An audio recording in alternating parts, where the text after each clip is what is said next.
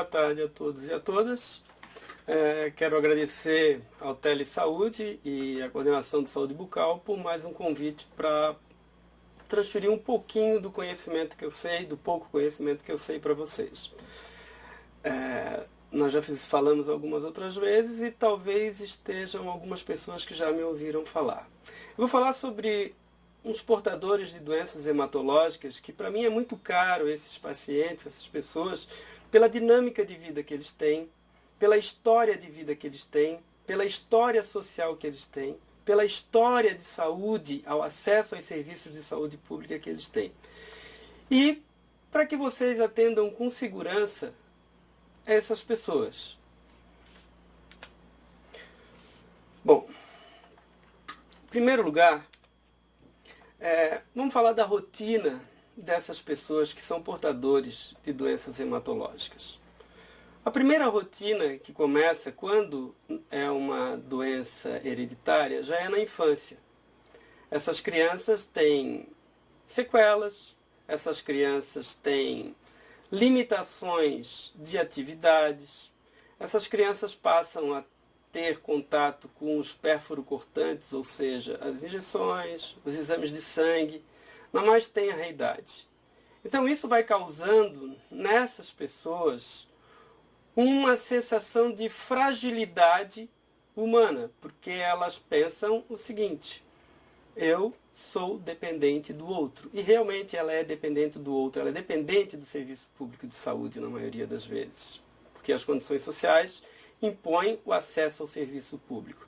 E mesmo as pessoas mais abastadas, como os hemofílicos, que se forem portadores de hemofilia ou doença de von Willebrand, eles vão obrigatoriamente ser acessados pelo serviço público, porque o tratamento é caríssimo. O tratamento de hemofilia e doença von Willebrand, para nós deixarmos claro, é o terceiro programa mais caro do Ministério da Saúde. Bom, como que é a rotina dessas pessoas? Se desde crianças elas têm uma doença, essas crianças vão aos postos de saúde. Elas vão às unidades de saúde, aos laboratórios, aos hospitais. Isso vai demandar um cuidado muito grande da família, principalmente da mãe, aonde a sua questão social ela é extremamente afetada. Ela vai perder tempo indo à unidade de saúde várias vezes ao mês ou durante várias vezes a semana, se tiver intercorrências, ou uma vez ao mês, mas ela sempre vai estar indo com essa criança nessa unidade de saúde. E para a criança, ela tem uma limitação de lazer, principalmente, aonde lhe é tolhido muitos movimentos sociais com os coleguinhas, com as atividades físicas. Graças ao programa do Ministério da Saúde, que muito tarde no Brasil foi introduzido, que é o programa de profilaxia primária para hemofilia, essas crianças hoje não estão tendo as sequelas do passado e estão tendo uma vida mais normal, apesar das limitações. Quando é uma doença adquirida, como por exemplo as pessoas que passaram a ter válvulas metálica cardíaca, ou elas tomam anticoagulante por causa de trombose, ou por causa de lúpus ou outra doença, elas passam a ter limitações dietéticas, porque tem alimentos que interferem no medicamento. Então elas passam a ter essas limitações. Essas pessoas que tinham uma atividade de vida normal, elas passam a ter limitação da sua atividade social. E isso vai gerando o quê? Vai gerando uma sensação de impotência social. E nós, como cirurgião dentista, o que é que nós temos a ver com isso? Nós temos tudo a ver com isso. Porque nós somos elementos provedores de saúde, entre aspas. Então nós temos que pensar que essas pessoas, quanto menos vezes elas forem às unidades de saúde, mais tempo vai sobrar para elas fazerem as outras atividades. Menos custo financeiro elas terão de deslocamento, de alimentação. Menos perda de trabalho, menos perda de atividades educativas, se tiver em idade escolar ou estiver estudando. Então, essa é uma rotina social das pessoas. E como é que é a rotina na unidade de saúde? De todas elas, sem exceção, elas vão fazer exames de sangue periódicos para ver como é que está a atividade do anticoagulante, como é que vai estar a quantidade de fator, se ela desenvolveu inibidor ou não, ou se ela teve outras comorbidades. Isso significa o quê? Significa que essas pessoas estão sempre tendo dificuldade ao acesso ao serviço de saúde. Por que essas pessoas têm dificuldade no acesso ao serviço de saúde? Porque a oferta do serviço ela é pequena, comparada à demanda que tem. A outra situação de dificuldade de acesso ao serviço de saúde é porque muitos serviços públicos não oferecem um tratamento adequado a essas pessoas. Então pensa na dificuldade que essa pessoa tem, se ela tiver um sangramento, se ela tiver um trauma, como que ela vai? Ela vai ficar realmente preocupada. E com a boca? Se ela tiver uma dor de dente, se ela tiver uma hemorragia, como que ela vai ter o acesso que o SUS preconiza mais perto da sua unidade? Se tiver nessa unidade um cirurgião dentista que saiba fazer o procedimento com segurança, de maneira adequada e sem medo. Como que é o atendimento dos cirurgiões dentistas a esses pacientes? O que mostra a realidade para mim é que muitos colegas, não estou colocando culpa ou colocando responsabilidade, mas muitos colegas não atendem os pacientes com medo. Medo de que ocorra um sangramento, medo de que ocorra uma adversidade ao seu tratamento. Mas não há necessidade de se preocupar com isso, porque os pequenos detalhes vão fazer com que vocês atendam essas pessoas com segurança, oferecendo a eles o que de melhor podem oferecer, fazendo uma das diretrizes básicas do SUS, que é o acesso desse paciente à sua unidade de saúde mais próxima. Para que ele não se desloque 600 quilômetros, 500 quilômetros. Aqui em Santa Catarina, nos outros estados brasileiros, isso é muito pior, né? No Amazonas, eles chegam a se deslocar durante 5 dias de barco ou em Belém para chegar até um hemocentro para receber um tratamento odontológico, às vezes fazer uma simples restauração. Então, quanto mais o cirurgião dentista puder oferecer a estas pessoas na unidade de saúde mais próximo da sua casa, melhor para o paciente. E mais valorizado vai ser esse cirurgião dentista pela comunidade que ele atende. E por quê? Porque as pessoas vão confiar muito mais nessa pessoa. Esse colega ou essa colega vai ter muito mais respeito da sociedade, vai ter muito mais respeito dos profissionais que estão na unidade de saúde, porque sabe que está atendendo de maneira universal essas pessoas. É claro que nas universidades, esses pacientes são colocados, do meu tempo era assim, e não é diferente hoje, colocados como pessoas que têm uma dificuldade para fazer o tratamento, para realizar os procedimentos. E eu vou mostrar que não é. É muito simples. Vamos falar um pouquinho sobre as plaquetopenias. As plaquetopenias, elas podem ter origem em diversas causas. A pessoa já pode nascer com uma púrpura que leva a uma plaquetopenia por causa do sequestro plaquetopênico do baço. O baço sequestra as plaquetas dessa criança. Ele pode ter uma aplasia de medula que não produz plaqueta. Ele pode ter uma plaquetopenia causada por uma leucemia. Os alcoólatras podem ser plaquetopênicos. Então, existe uma gama de doenças que leva à plaquetopenia. Mas o que é plaquetopenia para mim e para a odontologia que vai causar receio ao tratamento? São as plaquetopenias que têm menos de 30 mil plaquetas circulando na corrente sanguínea. Porque se tiver 30 mil plaquetas ou mais, e elas sendo normofuncionantes, não estamos falando em plaquetas deficientes de função, nós estamos falando em quantidade de plaquetas. Se as plaquetas forem normofuncionantes e forem acima de 30 mil, todos os procedimentos orais, inclusive as cirurgias orais menor, elas podem ser feitas a partir de 30.000 plaquetas. Não há necessidade de fazer, além da hemostasia local, cuidados como transfusão de plaqueta, como da ciclosporina, ou corticoide, ou coisa que vale, para aumentar esse número de plaqueta, né? Então, com 30.000 plaquetas é suficiente. Quais são os cuidados? Esses cuidados que eu vou colocar são básicos para todos os pacientes com doenças hematológicas. É fazer as cirurgias, no caso vamos falar das cirurgias nesse momento.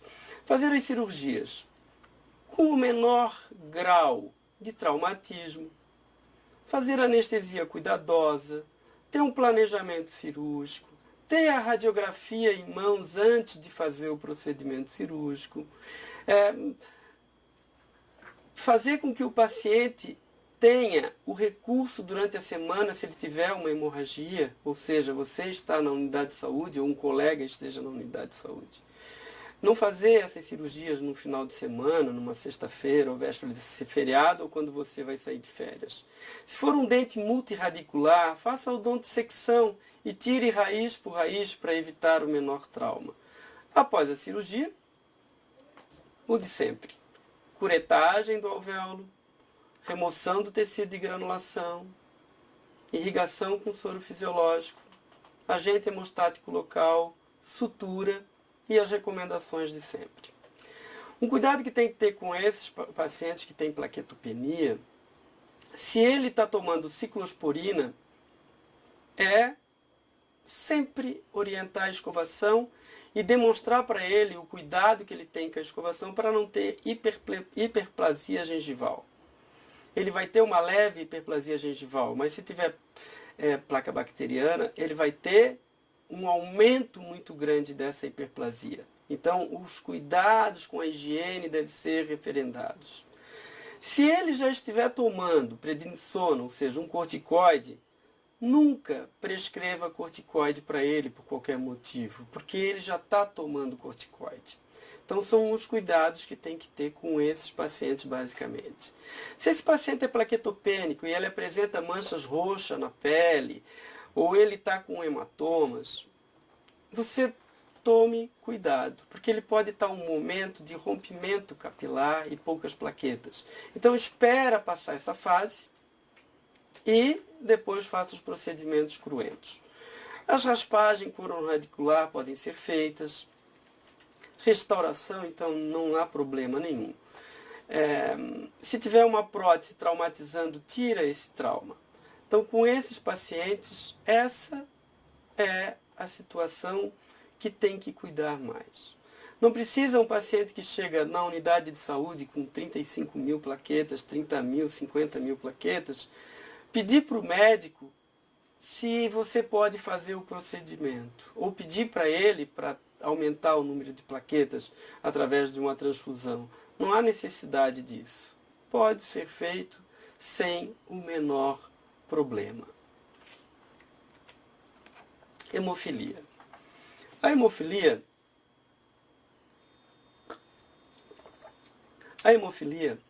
é uma das doenças mais conhecidas no mundo e é a que mais amedrontava as pessoas. Muita gente já morreu de hemofilia, inclusive por exodontia. Muitas vezes a hemofilia ela é descoberta pelo cirurgião dentista quando cai o primeiro dentinho, ou ele vai fazer a extração do primeiro dentinho, ou ele sofre um trauma e tem um sangramento que não para. O cirurgião dentista se apavora, como sempre, né, e sem problema nenhum, é assim que funciona. E ele encaminha para o médico porque ele não está dando conta de fazer a hemostasia e vão fazer os exames e acabam descobrindo que ele tem hemofilia.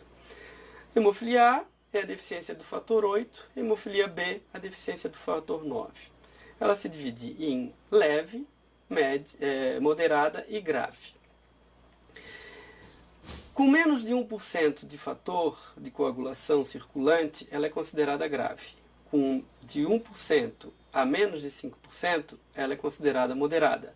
De 5% a 30%, ela é considerada leve.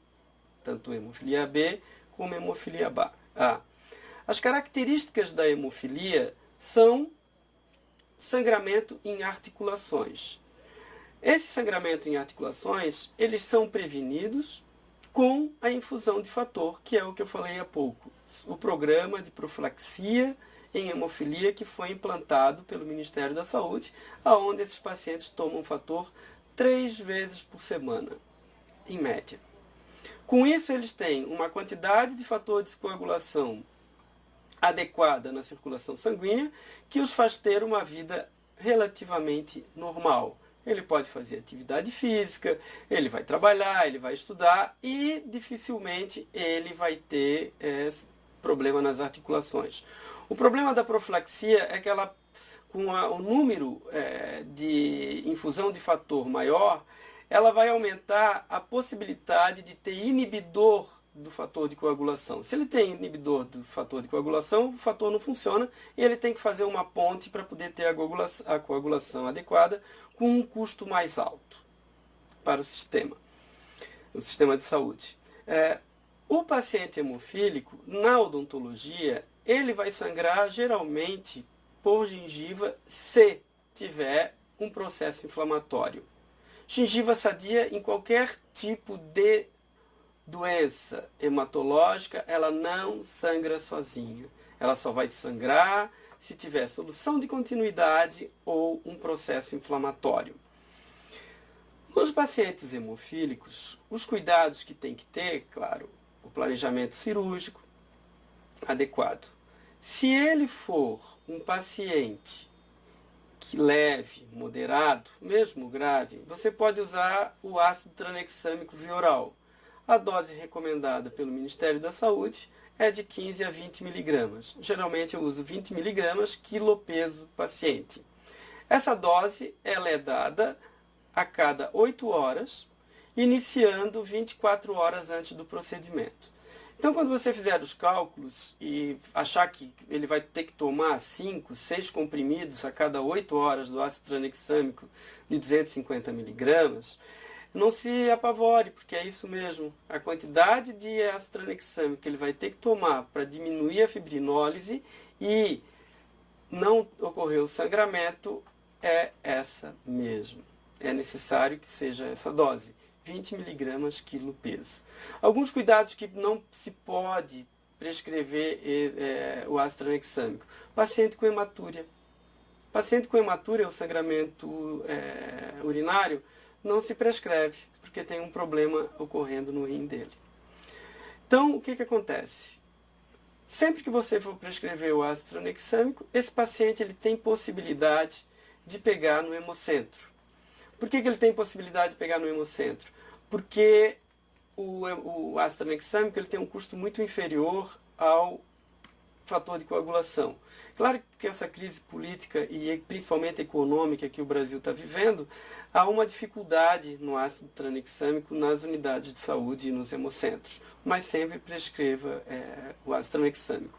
E procure fazer os procedimentos no dia que o paciente está tomando a infusão do fator.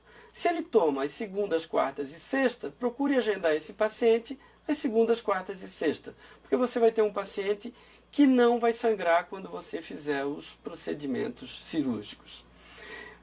Com esses pacientes, tem que sempre, e todos os pacientes, tá? Não só esse, mas eu estou usando esse como referência agora, o portador de hemofilia.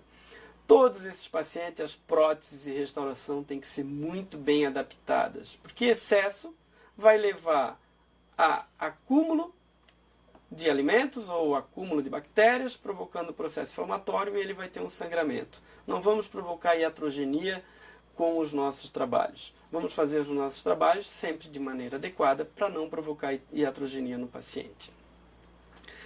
A outra coisa com esses pacientes é se ele chega no consultório de vocês e ele diz, pô, a minha articulação está doendo, ela está sangrando, eu senti um sangramento, eu tive que tomar fator a mais porque eu tive um sangramento, espera passar essa fase.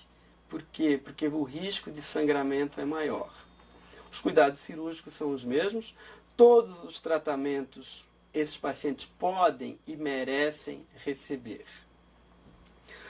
Uma outra coisa que é importante é que se for uma moça, uma menina ou uma mulher hemofílica, ela vai dizer eu sou hemofílica, Sim, ela pode ser hemofílica. Eu tenho 3 pacientes mulheres hemofílicas.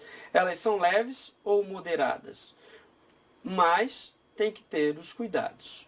Geralmente não há necessidade de usar fator de coagulação. Elas raramente usam fator de coagulação, mas tem que ter cuidados, né?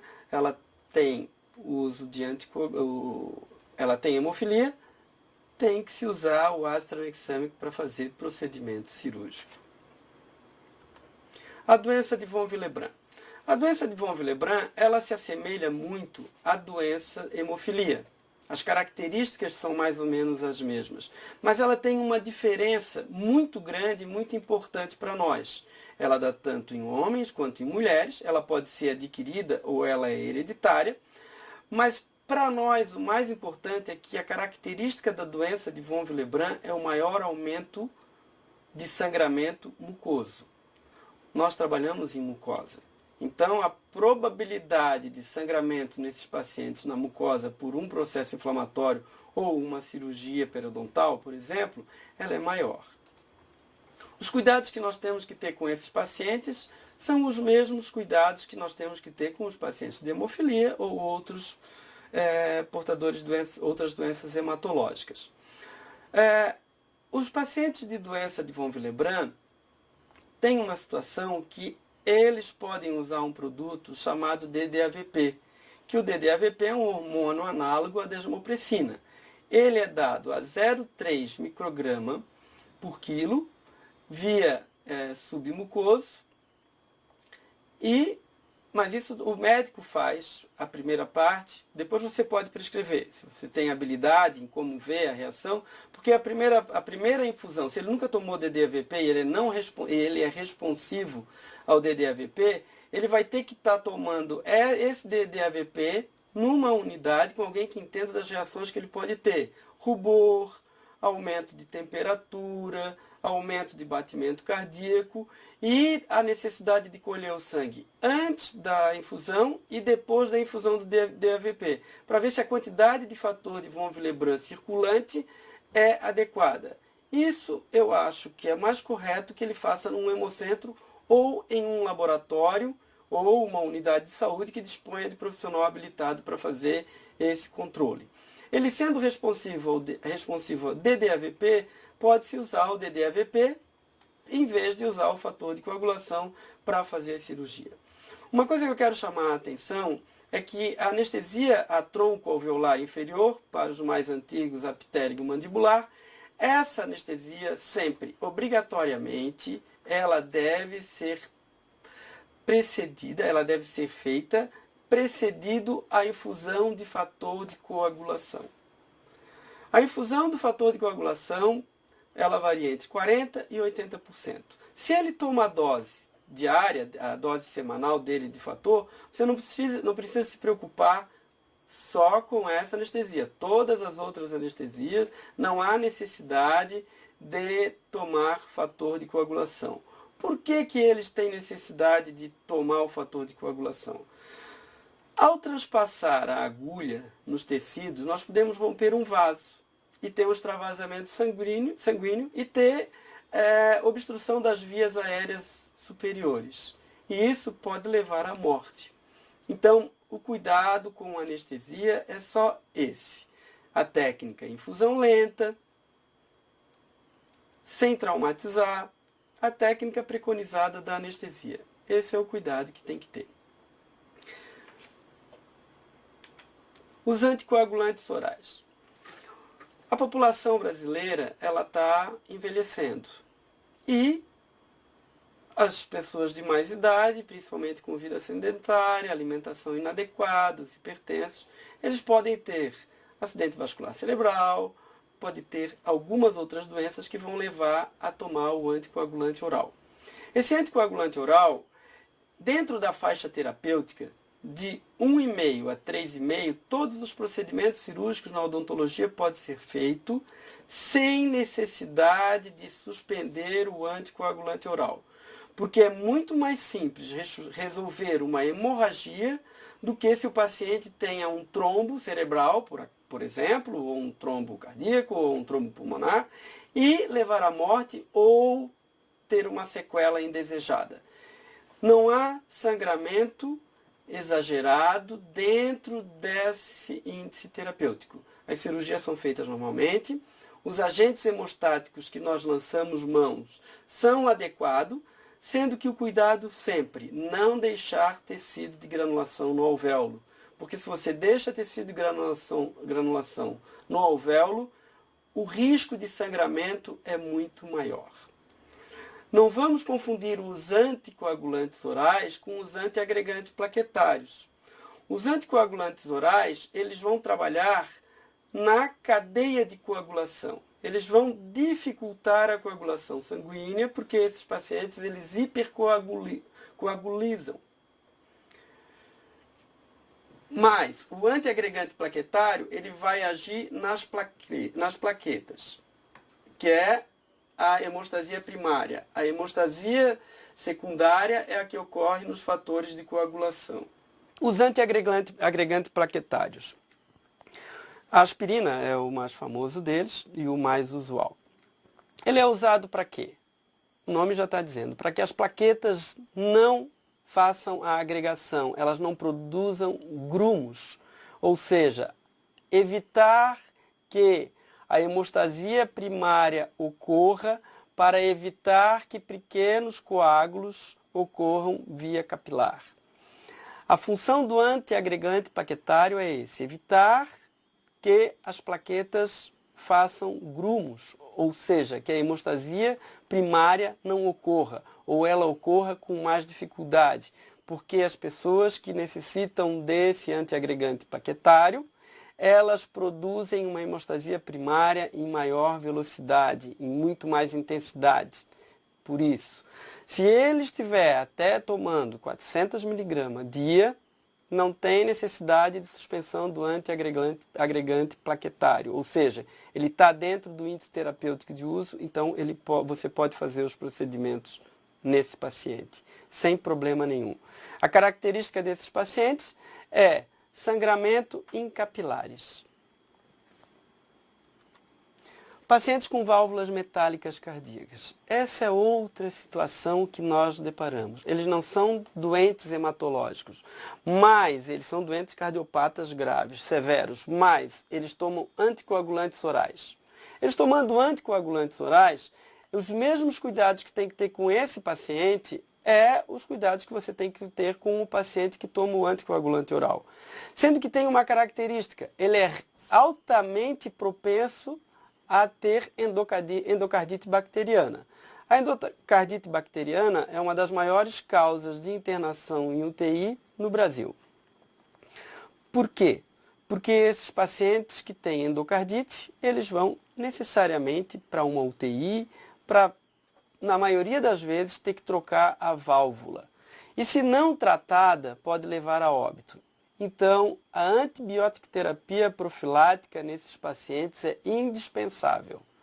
Geralmente, o índice terapêutico utilizado pelo médico hematologista ou pelo cardiologista, quem faz o controle dele, pode ser tanto o cardiologista quanto o hematologista, eles usam geralmente entre 2,5 e 3,5 o RNI, a razão normativa internacional, que é verificada através do TAP, que é o exame que é o tempo de ação da protrombina. Ele estando dentro desse índice terapêutico, você pode fazer a cirurgia nele sem problema. E nada de usar anestésico sem vasoconstrictor.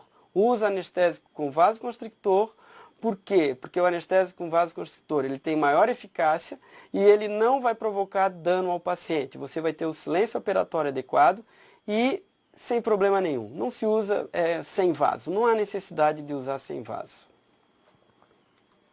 A doença falciforme. A doença falciforme, diferente de todas as outras, ela não sangra. Mas, para a odontologia, ela tem uma situação muito grave, que é o risco de osteomielite.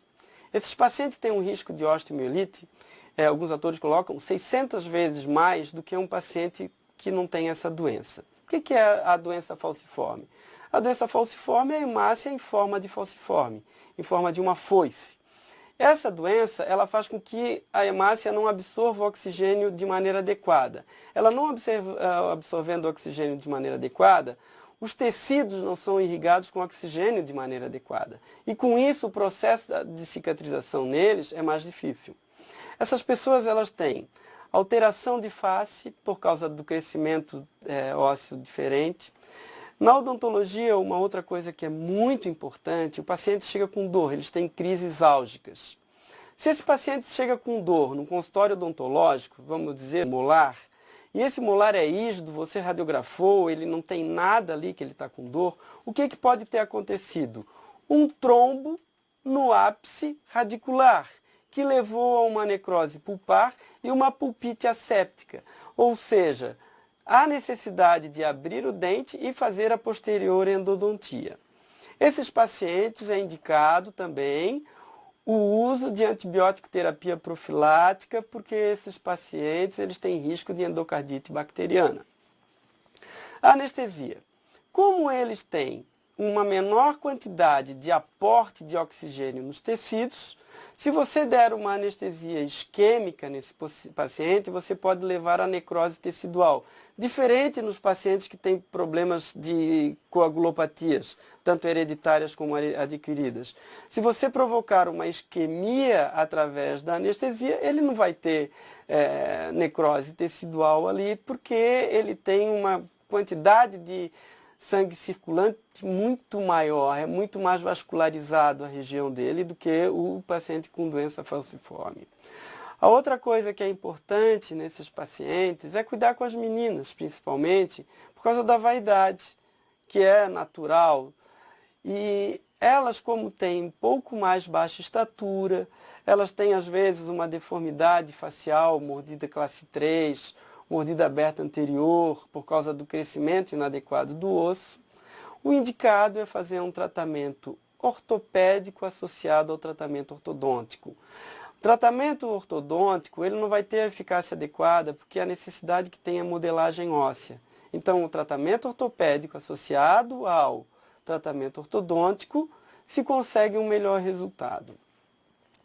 A outra coisa que é importante é ver as crises álgicas. Essas pessoas têm dores que precisam tomar morfina, tomar tramal. Ela não vai, a dor que ela tem no corpo por causa de uma falta de oxigênio numa extremidade de uma mão, ou no braço, ou na perna, em qualquer lugar que ela tenha, ou na cabeça, ela vai ter que tomar tramal ou morfina. Então, sempre que um paciente com doença falciforme, principalmente nas regiões mais frias e no inverno, os jovens, as crianças, chegam no consultório desagasalhados, sem meia, ou não estão com roupa da moda, mas não é a roupa adequada para aquele período do ano, converse com ele sobre isso. Essa é a nossa função social. Converse com ele sobre isso, sobre ficar agasalhado, as extremidades. Ele é orientado pelo médico, pelos enfermeiros, para que ele faça isso, se agasalhe. Porque o frio provoca dor, o frio provoca isquemia e isso é sequela nesses pacientes. Com os meninos e os homens em idade sexual ativa e as crianças, os meninos e crianças antes da idade sexual, se eles estiverem com ereção enquanto você estiver atendendo, ele tiver uma ereção enquanto você estiver atendendo, ele não está com ereção por desejo sexual, ele está com ereção por causa de priapismo. Os seios cavernosos eles estão cheios de sangue, mas ele não consegue que esse sangue saia dali. Há um acúmulo de sangue ali, ele não consegue fisiologicamente retirar esse sangue. Então ele está com priapismo, ele tem que ir no médico para fazer o procedimento. Em casos mais severos, amputação, abertura do seio cavernoso, para poder resolver esse priapismo dele. Então, principalmente vocês, mulheres, moças, não fiquem achando que é um assédio sexual ou qualquer coisa que ele está tendo com você. É isso. Se você observar que ele está com uma ferida na perna, úlcera na perna grande, e ele não está tratando, encaminhe ele para o médico. Se você vai fazer um procedimento e a ferida na perna dele for no local onde essa perna vai ficar muito tempo ali sobre a cadeira, procure fazer o procedimento, mas que ele modifique essa posição da perna. Então, esses cuidados que nós temos que ter.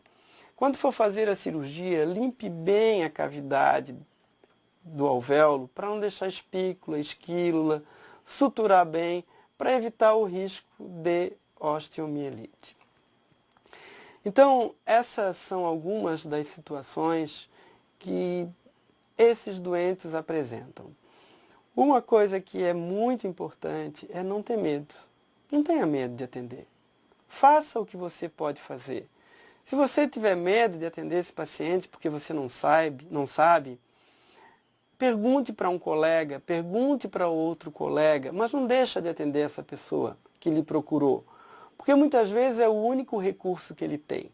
E se a unidade de saúde fecha as portas a esse paciente no momento que ele necessita, por dor, por necessidade de tratamento, esse paciente ele vai se sentir uma pessoa menos favorecida do que já é. Então, todos eles, independente da doença que seja, se é um paciente que está sangrando, tente fazer a hemostasia, não encaminhe ele para o médico imediatamente, não encaminhe ele para outra unidade, não encaminhe ele para o CEL, tenta fazer o procedimento na sua unidade de saúde, porque quanto mais acesso ele tiver e mais próximo à casa, onde ele mora ou trabalha, melhor para ele e para todos.